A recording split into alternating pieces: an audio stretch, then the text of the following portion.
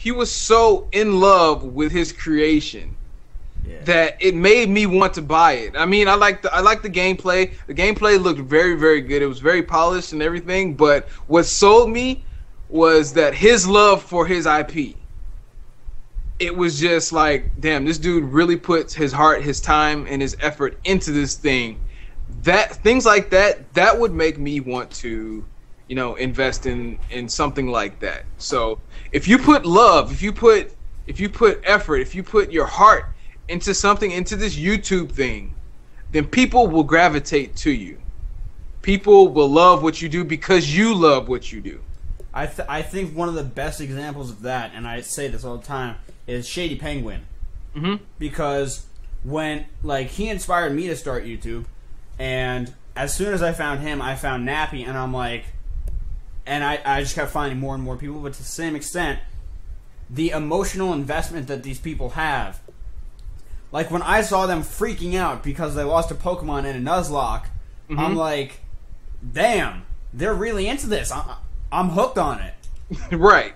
It's like I say, it's the emotional investment, because emotions, they're not personal. Emotions are never personal. Emotions are always to be shared. Yes, they're universal, and they travel at the speed of 10,000 times light. Yep. So, one person's emotion, you can feel it all the way across the globe instantly. Yep. Like when I see at the end of Nappy's videos, when he, at the beginning of his videos, when he does a salute, every fucking time, like, it literally comes second nature to me. I'm saluting at the same exact time, and I don't even realize I'm doing it. Because one time I was downstairs with my family and I was just watching a video with my headphones on, and after like 30 seconds I go like this, and my parents are like, "What the fuck are you doing?" And I'm like, "What do you mean?" And they're like, "You just saluted," and I'm like, "Nappy Nation!" Right. And they're like, "What the fuck is that?" And that was my favorite thing, because now when they see it, they do it too. They're making fun of me, but they do it too. Right. Like I'll be walking downstairs and I'll be like, and then I'll look up and I'll see them. And I'm like, yeah, thanks, Mom. Love you too. But that's the thing for me, and like Nappy is one of the people that I really want to get an interview with. Like, one person, and this really bothered me, is one person accused me of using these smaller YouTubers as stepping stones. Like when I said I'm going to be interviewing TheeMikeyJ, they're like, "Oh, you're just using that to get to Nappy," and I'm like, "You think I haven't tried to get to Nappy already?" Right. and it's not even like that, because guess what? Nappy's approachable. Shady's approachable. Exactly. PK's approachable. Even Sacred Fire Negro, that fucker's approachable. I love that dude. Dude, Sacred is I think is the most important person in this community, because everybody knows Sacred. Everybody knows Sacred, whether you love him or hate him. He is literally the balance point in the community. Yeah. He can either drive this bitch into chaos, or he can bring this bitch back to solidarity. But my favorite part, I did a PokeTuber rap like 3 months ago, and literally smack dab in the middle of the video, you see me stop and go, "Sacred, I love your videos." And then get right back into it. Like, literally, dead center of the video, you see me stop. And I'm like, "Sacred." He hates that, by the way. I know. It's so perfect, He definitely though. hates that. It's so perfect. But, I mean, like, one of the things that Nappy said a while ago is, like, Sacred wouldn't actually let people do that if it didn't feed his ego. Right. So, you know, he hates it, but to the same extent, it warms his heart, because he knows that people do it out of love. Yep. And one of the things about this community, and you specifically, is how, like, at the beginning of this interview, I said you're like the godfather of the Pokemon community. Like, you gift people stuff over Steam. You don't have to do that. You do it because it's like, these people are like my family. They're secondary family to me. I'm going to treat them well because they would do the same for me, hypothetically. Yeah, not even hypothetically. In real life, like, the Pokemon community has given back to me so much. So much. Like, we are a family. Like, I ask for something, like, if I put something out on Twitter and I'm just like, oh shit, who wants to give this to me or some shit like that. And I don't expect it, but sometimes it just happens. Yeah. And like it's one like of my favorite things is you were at PAX South. Mhm.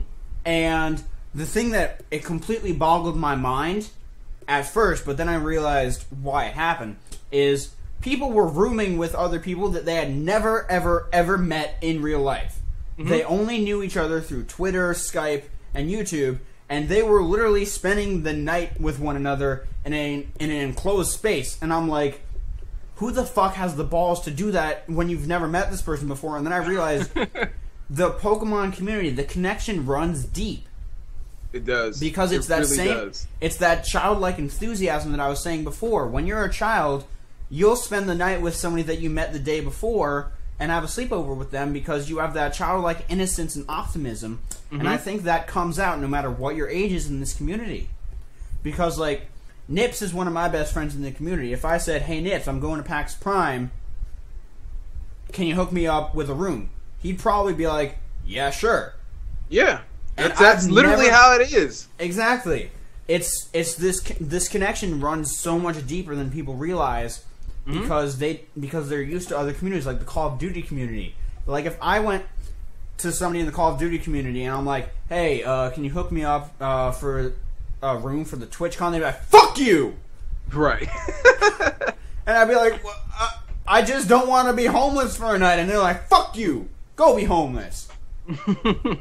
But that's one of the things about this community that's so heartwarming, because for me, I moved around a lot when I was younger, and to the same extent, I don't have much of a social circle now, and my parents don't really understand how, like, the people in this community, they're legitimate friends.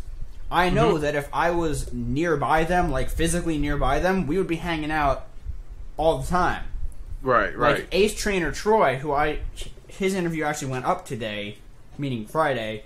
He lives in Hollywood, Florida. I live in Plantation, Florida. We're literally going to be hanging out relatively soon. It's like 30 minutes away, but to the same extent. And I know David lives in, I think, Pembroke Pines. I'm gonna go crash him sometime. Because everybody loves David. Everybody does love David. Even though he's a fucking dick. I swear to God. I've never met somebody who is so rude and so lovable. Right. Like, what the fuck? Literally, cease your speaking. And you're like, oh, I love you too, David. Right. But, like, that's the thing, is, like, if I come up to St. Louis, I know that's where you are, and I'm like, hey, Mikey, you want to go grab a bite to eat? You'd be like, sure, let's go. Yeah. And I met up with Pedro one day when he was doing his little traveling boba thing. I met up with him, and, you know, we sat down, we talked about YouTube and all that kind of stuff. I mean, like, this community is literally, we are a family, and we can contact each other, and if we need to, we want to, we can go see each other and not even have a problem. Exactly. That's how this community is.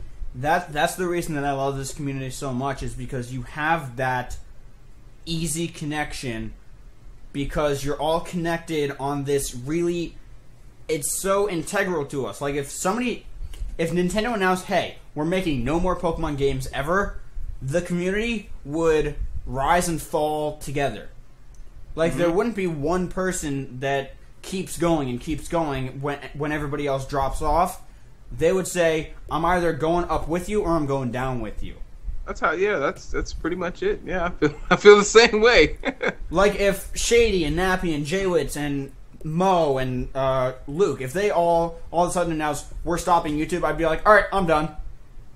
Because I wouldn't have any reference points. I wouldn't have any inspiration, because, like, if you think about it, the people that do the Battle Spot series, I think Shady was the first one to do that, and just think about how many miniseries he spawned off. Or if you look at Nappy, who does, in my opinion, he's like the king of the ROM hacks, like Sweet, Glazed, and all that sort of shit. Like, people do that because he does it.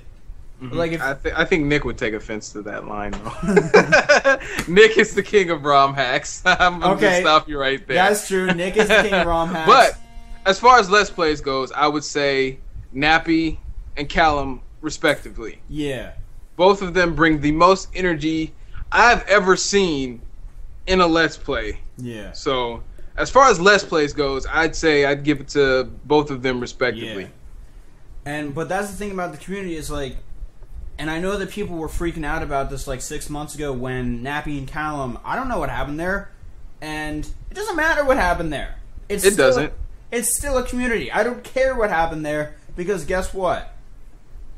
It's still a community. It's not like they divided the community into two and there's an ever-going war.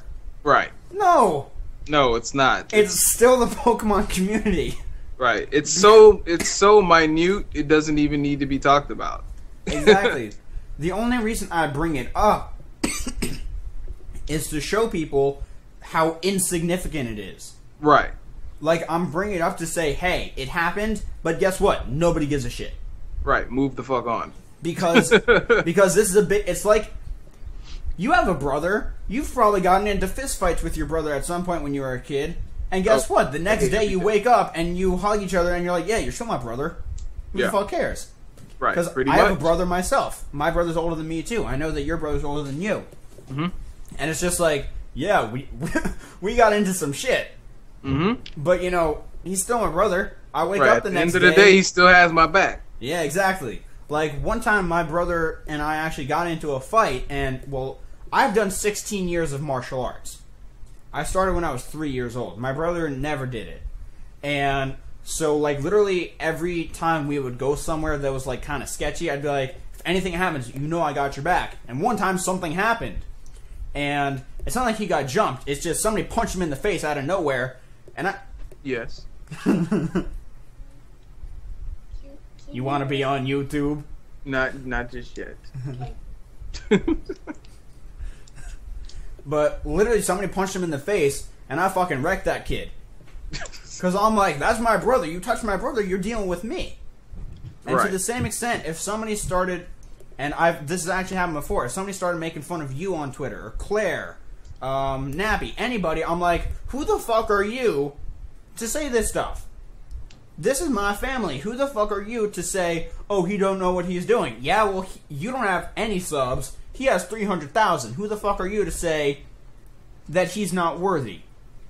Right. And it's that sort of thing. Like, even if somebody says he doesn't deserve one sub, well, he earned it. Get over it. Exactly. It's not your fucking place to say. And while that might be, you know, a measure point, that still doesn't measure integrity.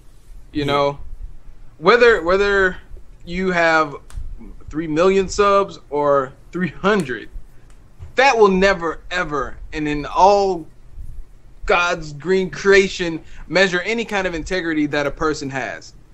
So when somebody says something ignorant like that, you just have to look at them and be like,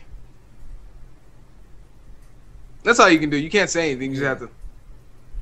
I mean, like, I'm one of the people where, like, I'm going to try and correct them, but to the same extent, if they keep doing it over and over again, it's like, okay, Einstein defined insanity as doing the same thing multiple times and expecting a different result. Mm-hmm. So if I correct you 3 times and you're still being an ignorant dumbass, I'm going to stop. Because clearly it's not going to work. Right. And that's the... I'm probably going to have to split this one into 2 parts also. Because we already broke 45 minutes. Oh, shit. No, yesterday when I was interviewing Troy, we hit it an hour and a half. And I'm like, oh, shit. So this is probably going to be like the cutoff point for episode 1. But, you know, we're going to keep going because there's still plenty more that we need to talk about. Okay. I'm here all day. Yeah. But one of the things that I think is... The other reason is... Not the other reason. The other question that I had for you that I was supposed to ask like 30 minutes ago is...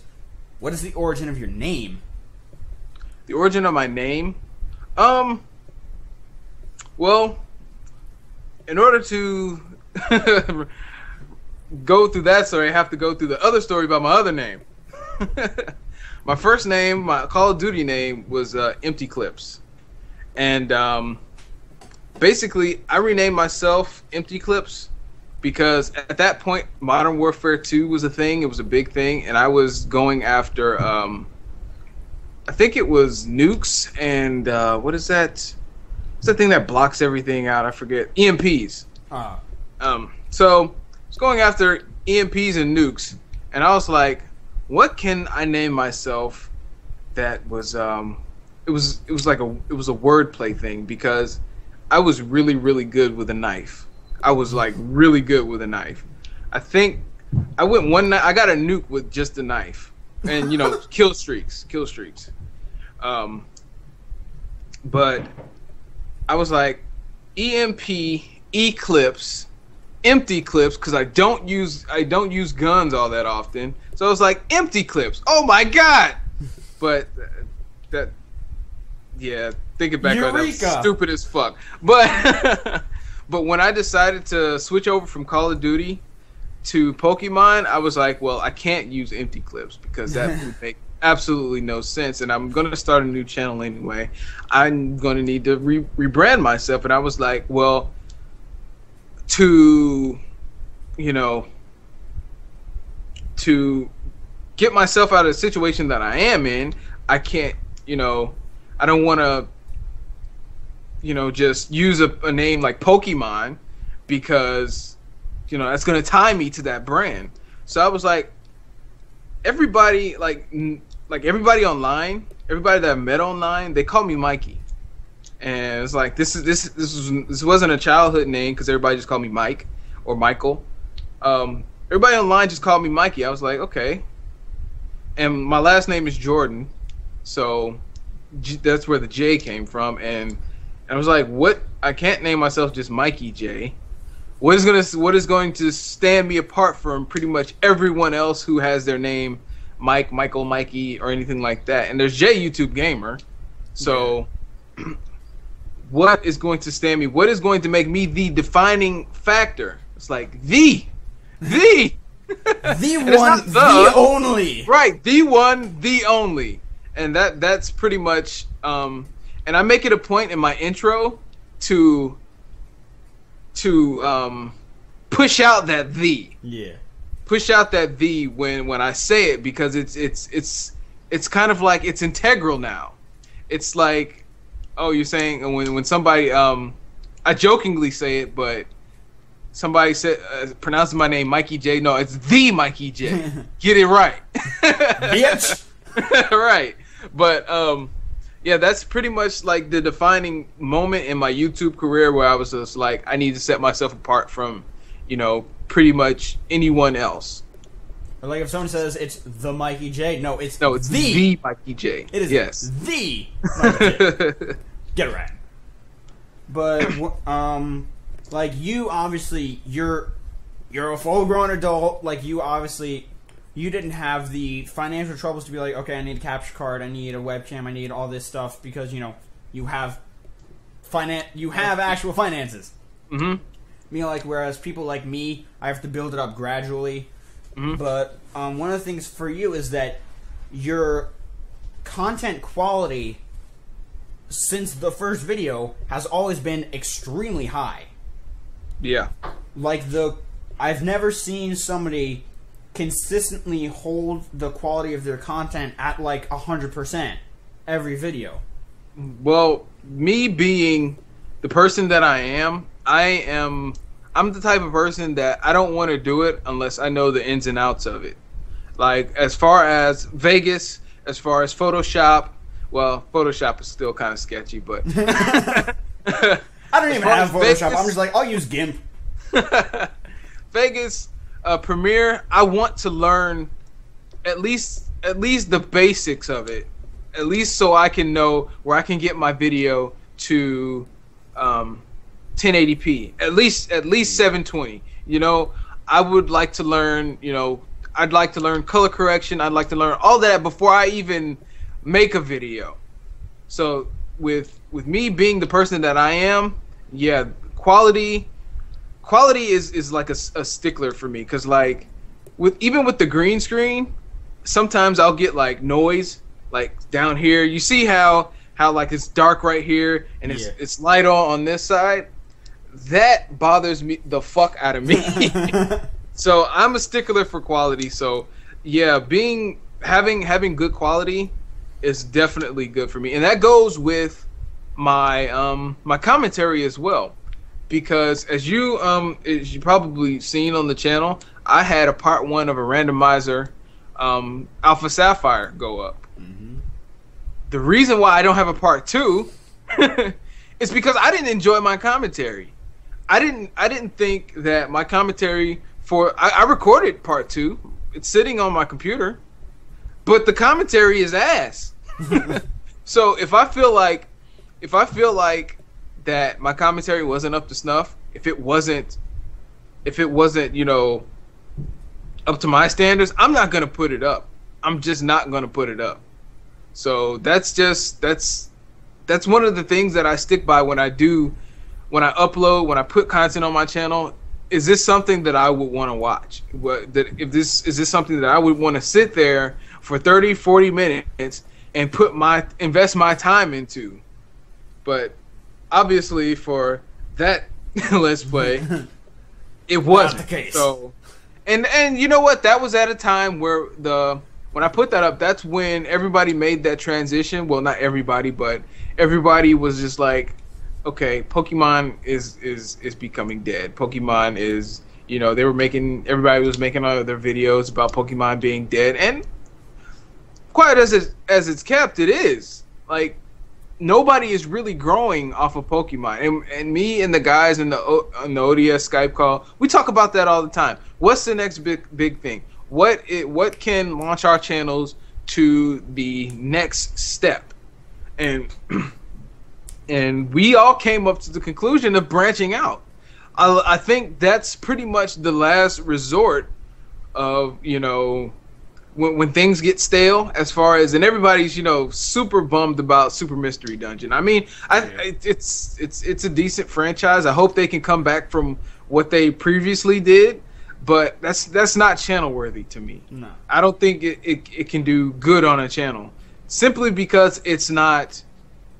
I mean, somebody can make it entertaining. People make it entertaining. It's just not something that would do good on my channel. Because I'm a Wi-Fi battler, and I'm new at Let's Playing. I'm extremely new at Let's Playing. I make a lot of mistakes. I make a lot. As you can see in my most previous video for Neo XY, I make a lot of mistakes. I put up a whole video of me just being demolished by Serena. I did not get past Serena yet.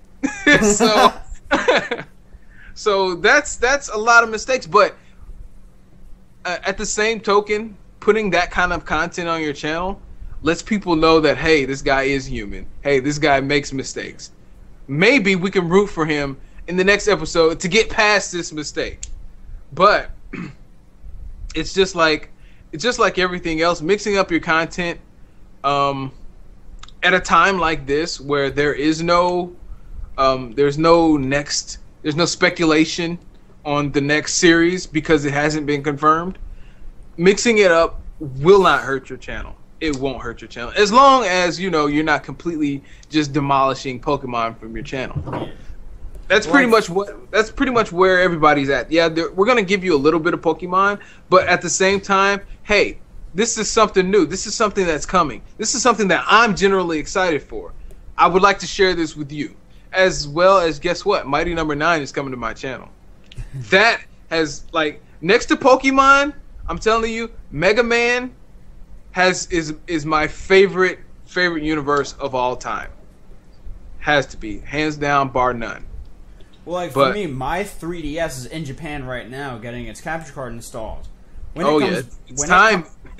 When it comes back, I'm not doing a Pokemon Let's Play. Yes. Hold on 1 second. I'll be done in just a minute, okay? Yeah, we're almost done. We're at 57 right now. I think we're gonna probably cut it off at 60. Okay, that'll work. Alright.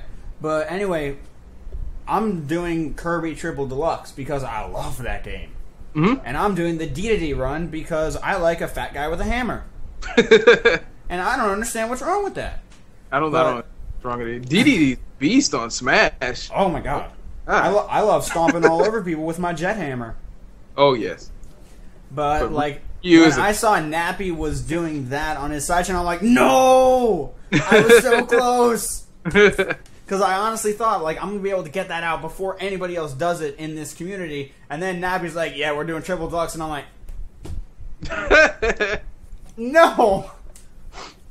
But one of the things that he didn't do, and I don't think he is doing, is the D2D run, which is what I'm doing, because I already beat the game all 3 times. Mm-hmm. So like, if I played the game, I would be able to do, like, an entire world in, like, 1 episode, because I know where everything is. But I haven't done the D2D run. I haven't done it once. So I'm like... I haven't even seen a DDD run on the internet. I'm pretty sure there are, but I don't think they've got much love. Like, for me, it's like, I don't know if other people do that, but I know for sure I'm doing it, because I can't lose my hammer. Unlike if I get hit and I lose my power, I can't lose my hammer. Right. And I think that's one of the reasons that I enjoy, well, at least the idea of the D2D run so much, is because it's like, for one thing, it's timed. It's kind of like it's kind of like Super Mario Bros. Where there's a time limit on each level. And I think that adds a little bit of like an adrenaline rush to it, because like, if there are 30 seconds left, you will see people rush like they have never rushed before. And that's the type of thing, is like, I only have a few games for my 3DS, but to the same extent, they all have the entertainment value and the quality that I need. Right. To replayability is definitely a thing. I'm hoping Mighty Number 9 can bring it with the replayability, because I do have the demo, and I'm not too impressed, but at the beginning of all things, it's a demo. So hopefully they can bring it to where I can actually bring that on my channel as some type of a staple, because I really love Mega Man, and I hate Mega Man Wi-Fi battles. There is a co-op mode. There is a co-op mode.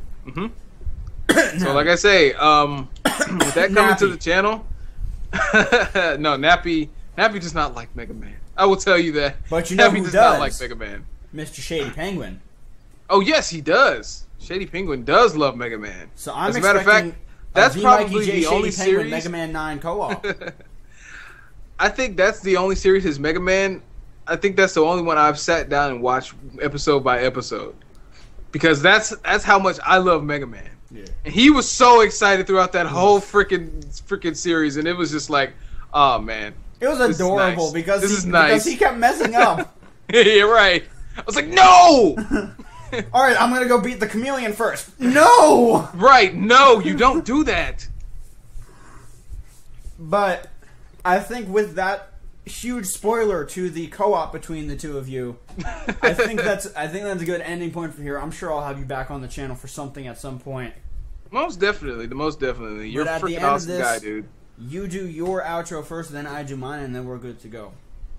Alright, it's been your boy, TheeMikeyJ, in the malevolent place to be, right here on Lucky Lad TV. And it's been great, man. Peace!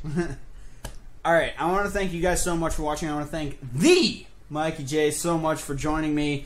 It's been a blast and a half, but I think it's time for us to get about. Best luck out there. I will see you all soon. Goodbye. Peace out.